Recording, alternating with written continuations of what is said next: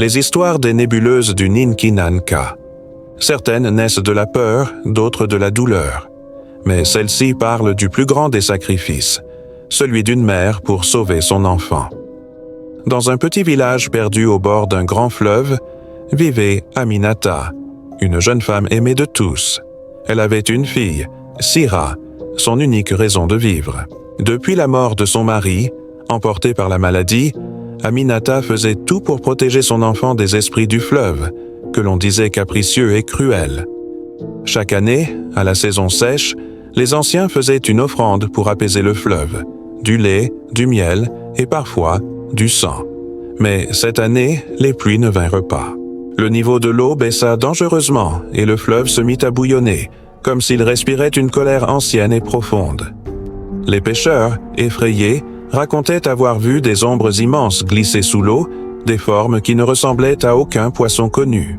Et pire encore, la nuit, les enfants du village se réveillaient en sursaut, prétendant entendre la voix d'une femme chanter, une mélodie sinistre qui semblait s'élever de la rive boueuse.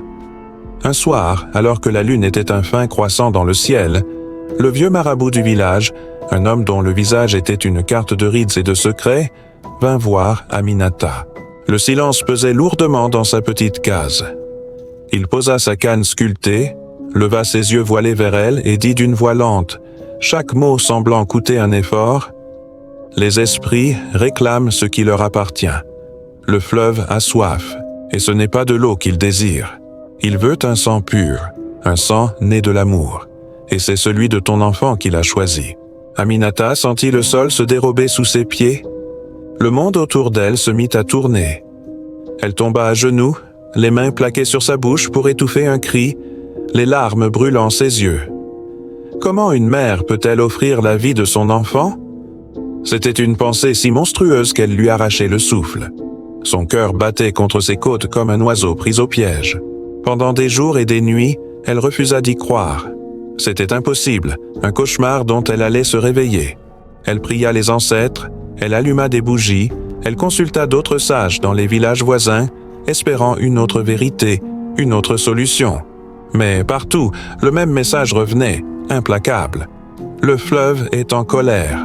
Si le sacrifice n'est pas fait, le village entier disparaîtra sous ses flots déchaînés. La peur s'infiltra dans le cœur des villageois. Les femmes, qui autrefois la saluaient avec chaleur, commencèrent à la fuir, détournant le regard quand elle passait. Certains murmuraient qu'elle portait déjà la malédiction en elle, que sa présence suffisait à attirer le malheur. La nuit, Aminata ne dormait plus. Le moindre bruit la faisait sursauter. Par la fenêtre de sa case, elle croyait voir des silhouettes se mouvoir au bord de l'eau, des ombres qui chuchotaient le nom de sa fille, Sira. Une nuit de pleine lune, la lumière argentée baignait le village d'une clarté fantomatique. Aminata prit sa décision. Elle souleva sa fille endormie dans ses bras et sortit de la maison. Sira dormait paisiblement, son petit visage détendu, serrant contre elle une petite poupée en tissu que sa mère lui avait fabriquée. Dehors, le vent soufflait fort, portant avec lui les plaintes du fleuve qui semblait attendre, patient et affamé. Aminata marcha jusqu'à la berge. Elle s'agenouilla dans le sable humide, serrant une dernière fois son enfant contre son cœur. Elle parla d'une voix tremblante, un murmure pour sa fille et pour les esprits qui l'écoutaient. « Je t'ai perdu une fois dans mon ventre. Je ne te perdrai pas une seconde fois dans l'eau. » Puis, elle leva les yeux vers le ciel étoilé, son visage baigné de larmes et de détermination. Elle rassembla toutes ses forces et cria, sa voix déchirant le silence de la nuit, « Prenez-moi à sa place. Prenez ma vie, mon âme, mon souffle, que mon sang soit votre offrande. » Le fleuve gronda, un son sourd et puissant venu des profondeurs. Une lumière étrange, d'un vert phosphorescent, traversa l'eau de part en part. Le vent se tut brusquement, et au loin, les tambours rituels du village s'arrêtèrent net. Dans ce silence soudain, Sira se réveilla en pleurant, effrayée par le cri de sa mère. Elle tendit sa petite main vers elle. Aminata lui sourit doucement, un sourire d'un amour et d'une tristesse infinie. Puis, sans un mot de plus, elle se releva et s'avança dans l'eau sombre. Chaque pas semblait plus lourd que le précédent, comme si le fleuve cherchait à la retenir et à la dévorer en même temps. Quand l'eau glacée atteignit son cou, Elle tourna une dernière fois son regard vers sa fille sur la rive et murmura pour elle-même « Mon enfant vivra.